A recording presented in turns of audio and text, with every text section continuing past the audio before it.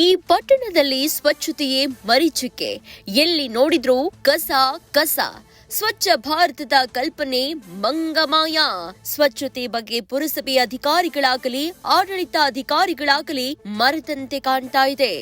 S, ತಾಲೂಕಿನ ಪ್ರವಾಸಿ ಮಂದಿರ ಹಾಗೂ ತಾಲೂಕು ಪಂಚಾಯಿತಿ ಮುಂಭಾಗದಲ್ಲಿ ರಾಷ್ಟ್ರೀಯ ಹೆದ್ದಾರಿಗೆ ಹೊಂದಿಕೊಂಡಂತೆ ರಸ್ತೆ ಪಕ್ಕದಲ್ಲಿಯೇ ಕಸಗಳು ಬಿದ್ದಿವೆ. ತಿಂಗಳಾದ್ರೂ ಕೂಡ ಅಲ್ಲೇ ಕಸ ಬಿದ್ದು ನಾರ್ತಾ ಇದೆ.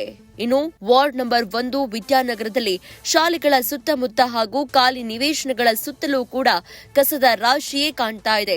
ವಾರ್ಡ್ ಕೌನ್ಸಿಲ್ಗಳ ಕಾರ್ಯ ವ್ಯಾಪ್ತಿ ಮುಕ್ತಾಯವಾಗಿದ್ದು, ಮುಂದಿನ ಚುನಾವಣೆಯಾಗಿ ಕೌನ್ಸಿಲರ್ ಆಯ್ಕೆಯಾಗುವವರೆಗೂ ಕೂಡ ಇದೇ ತರ ಇಲ್ಲಿ ಕಸದ ರಾಶಿ ಕಂಡು ಬರಲಿದೆ.